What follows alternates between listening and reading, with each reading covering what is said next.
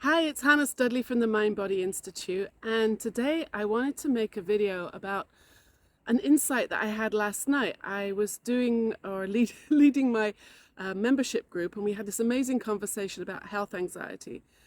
And one of the lovely members was saying about, she asked me a question. She said, is it possible that we can have thinking that we're not aware of?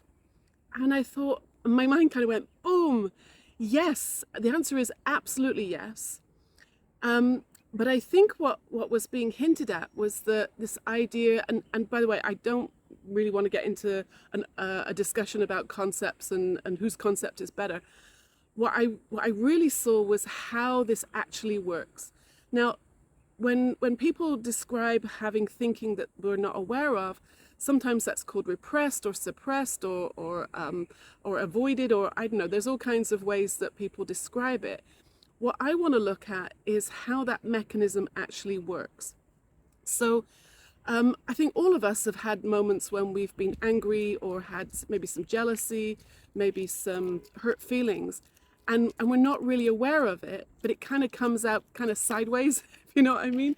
And so let's look at how that's actually working. So in many of my videos, I talk about how thought is always moving. It's a spiritual energy that moves through our minds. And we also have moods or levels of consciousness, states of mind. They all kind of point at the same thing. So if you think about it, we can be at different levels of consciousness or different moods. And that thought, which is neutral, is going through at different levels. If it goes through when I'm in a great mood, when I'm out, enjoying nature, or I'm with friends, or just, just generally feeling great, then I'm probably going to be aware of that thoughts, and I'm not going to be scared of it, or I probably won't even have anything on it, or it's just like, oh, it'll seem ridiculous. I don't know about you, but sometimes I've had a crazy thought, and in a good mood, it's just funny, right? But as we go down in consciousness, as we go, our mood drops, and moods drop for all kinds of reasons, and it happens to everybody. But as our mood drops, that same thought can go through our minds, and in the middle, it's kind of just like maybe boring or annoying. And as it goes down, the meaning we make out of it can get, pretty severe. And then as we get lower and lower, what if we don't even recognize it at all?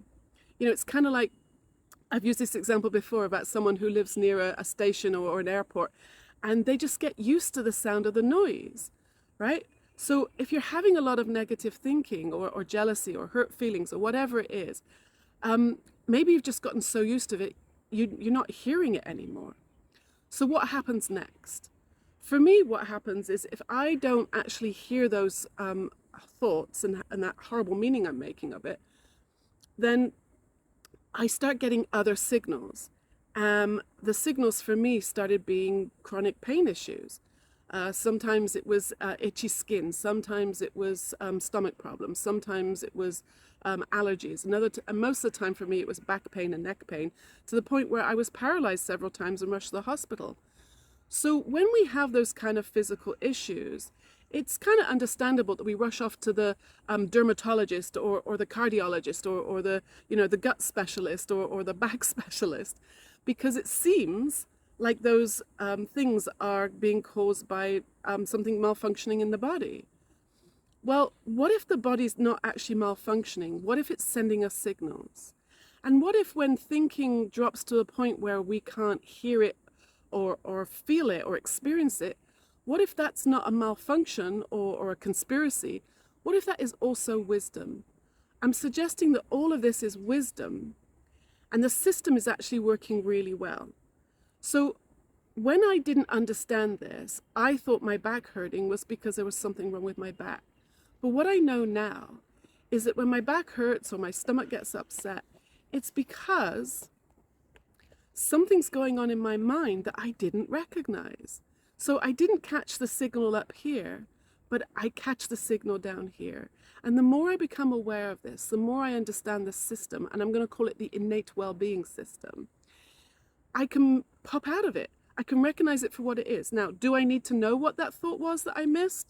Not really. All I need to know is if my stomach's upset and there's actually, no medical reason for it to be upset. If my back is aching and there's no medical reason for it to ache, then it probably means I was up in my head, worrying, anxious, judgmental, or any of those things that we can all have. And the moment I see that that's what it was, I can pop out of it. Sometimes it pops, sometimes it moves slowly out, but I know it's going to pass. And then when I don't feed it or fight it or get all analytical and anxious about it, it just moves on, and we come back to what doctors call homeostasis. I'm a regular person, so I'm going to call it balance, right? We come back to balance. We're in the moment. So nothing was actually suppressed or repressed. It was just dropped to a level where we couldn't hear it. And the wisdom of my body then talks to me to get my attention. So that was my insight. Let me know if that was helpful. I think there's a lot more to this, and I would love to have more of a discussion. And so if that was something you'd want to discuss, reach out. I'd love to hear from you. Okay? So take care, and I'll speak to you soon. Bye.